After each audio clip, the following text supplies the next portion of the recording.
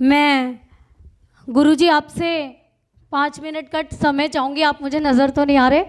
5 minute आप मंच पर आएँ और अपने विचार पर्यावरण के बारे में रखें।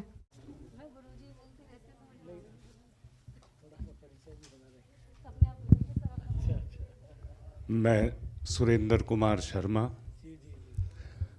अखिल विश्व गायत्री परिवार से संबंध रखता हूँ।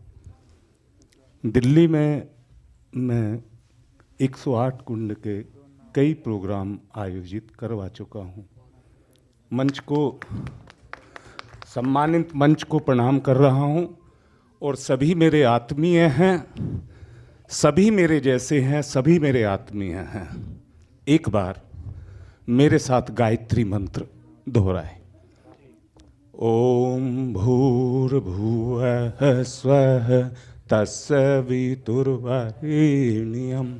भर्गो देवस्य धीमहि धियो यो नः प्रचोदयात्। ओम विश्वानि देव सवितः दुरितानि परस्व यद भद्रम तन्यासुः। ओम शांति ही शांति ही शांति ही। थोड़ा सा वैज्ञानिक पक्ष भी बोलूंगा और थोड़ा सा सांसारिक पक्ष भी बोलूंगा। जो विज्ञान से संबंध रखते हों, पर्यावरण का मेरी नजर में एक हल है, वो है यज्ञ। जितनी उसमें जड़ी बूटियां आज तो काट पीट करके घास फूस उसमें मिला देते हैं। इससे पहले मैं एक बात कहना चाहूंगा। पर्यावरण निर्भर करता है प्रकृति पर। पर्यावरण निर्भर करता है प्रकृति पर। मैंने ऐसे व्यक्ति भी देखे हैं जो पेड़ के नीचे खड़े हैं, उनको कोई काम नहीं है, पेड़ की डाली पकड़ रहे हैं, उनके पत्ते तोड़ रहे हैं, कोई मतलब नहीं है। वो किसी दुनिया में खोए हैं, परंतु उन्हें कोई मतलब नहीं है, हाथ से पत्ते तोड़ रहे हैं। जो भावनात्मक रूप से सजग होगा वो पेड़ की एक पत्ती को भी तोड़ने में ऐसा महसूस करेगा जैसे मेरा बाल उखाड़ रहा हो कोई। अब मैं ये कहना चाहूंगा, मुझे बताएं, जितने हम यहां पर सब हैं, क्या आपके पास प्रकृति नहीं है? अगर प्रकृति की रक्षा कर सकती है तो प्रकृति ही कर सकती है और दूसरा नहीं कर सकता। प्रकृति की रक्षा अगर आपके पास है तो आपके पास पीड़ा है। अगर पीड़ा है तो पीड़ा से मां बच्चे की पीड़ा को महसूस करती है। भगवान ने आपको अपना प्रतिनिधि बना करके इस दुनिया के अंदर भेजा है। आप साक्षात भगवान हैं। अगर आप भगवान की पीड़ा को महसूस नहीं करते हैं तो आपकी प्रकृति जड़ हो चुकी है, आप में संवेदना नहीं है। याद रखना, जब तक आप में, मैं फिर से कहता हूं, दुनिया कितने ही प्रयास कर ले, परंतु वो इस दुनिया को शुद्ध नहीं कर सकती, पर्यावरण को शुद्ध नहीं कर सकती। मैं फिर से कहता हूं, बताइए, अभी कोरोना हुआ तो गंगा यमुना जितनी नदियां थी साफ हुई या नहीं हुई? वायु का प्रदूषण हटा कि नहीं हटा? एक ही तरीका, इस आदमी को जेल में बंद कर दो, ये हिलने ही ना दे, वरना इसको कोई नहीं बचा सकता। ये उजाड़ता है, बसाता नहीं है। अब मैं फिर से एक तरीका बताता हूं। अगर आप यज्ञ करेंगे, उसमें जड़ी बूटियों का इस्तेमाल, कुछ मत खरीदिए बाजार से, आप जौ लीजिए, आप चावल लीजिए, आप जरा सा देसी घी लीजिए, उसमें जरा सा आप और भी कोई जो अच्छी लोबान है, इस तरह की चीजें, गूगल है, वो चीज मिलाइए और आप यज्ञ करिए। उसमें से जो गैस निकलेगी, ये जो पोल्यूशन है, वो तुरंत नष्ट होना शुरू हो जाएगा। और किसी के बाप की बपोती नहीं है कि वो एक जगह टिका रहेगा, चारों तरफ फैल जाएगा।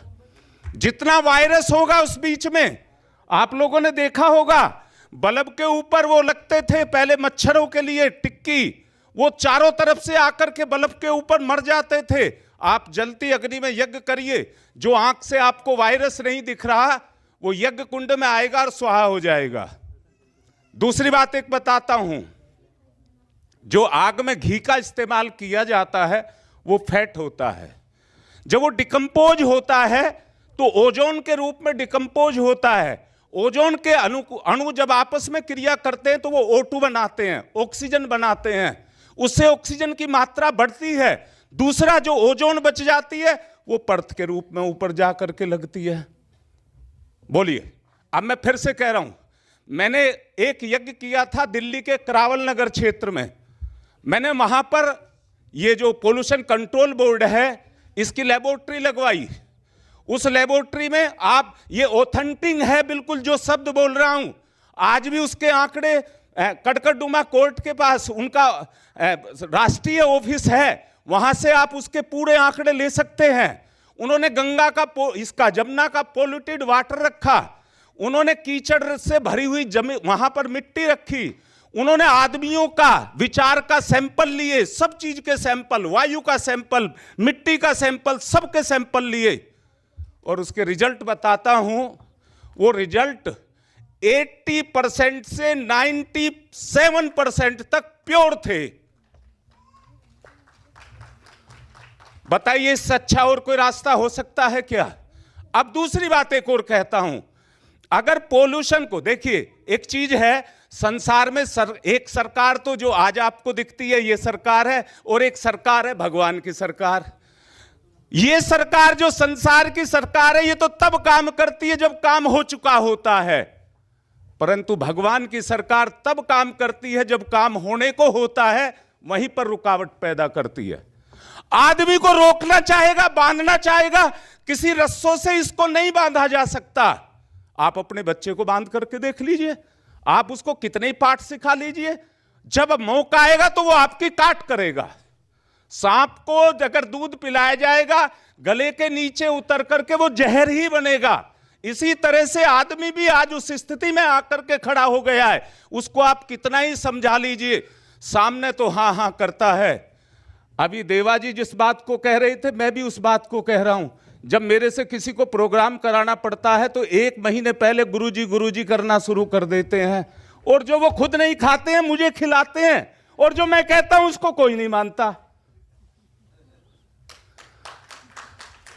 अब मैं इस बात को क्यों कह रहा हूं, हम सब यहां आए हैं, पर ईमानदारी से छाती पर हाथ रख करके देखिए कितने ईमानदार हैं। किसी भी चीज की शुरुआत, मैं कहता हूं इतने ही आदमी हो और किसी चीज की शुरुआत कर दें तो उसका अंत कितना बड़ा होगा। अभी वो IPS बोल रहे थे, मैं पार्क में जाता हूं, एक आदमी पैनी वो कील रखता है और पन्नियों को उठाता है, दूसरा आदमी उसकी खिल्ली उठाता है। बोली बात ठीक है, तो मैं निवेदन करना चाहूंगा, कहने के लिए तो मेरे पास बहुत सारी बातें हैं, मैं बहुत कुछ कह सकता हूं, परंतु मंच का भी ध्यान रखना पड़ता है और समय का भी ध्यान रखना पड़ता है। मैं सबसे आसान बात कह रहा हूं, एक बात आपसे कह रहा हूं विशेष रूप से, क्योंकि आज यहां आप मुखिया हैं। देख कितनी आसान बात कह रहा हूं, अगर नदियों को बचाना है तो नाले के पानी को पाइपलाइन के द्वारा खेतों में भिजवा दो। अगर 30 मील तक उस किसी भी नदी में अगर नाला नहीं गिरा तो आप उस पानी को पी लेना और भगवान को चढ़ा लेना। 30 मील तक अगर कोई नाला किसी नदी में ना गिरे तो उसको आप पी लीजिए और भगवान पे भी चढ़ा लीजिए, वो इतना पवित्र होगा। और जब तक नाले गिरते रहेंगे, मैं फिर से कहता हूं, अच्छा बताओ ये विज्ञान का खुला दुरुपयोग है कि नहीं है?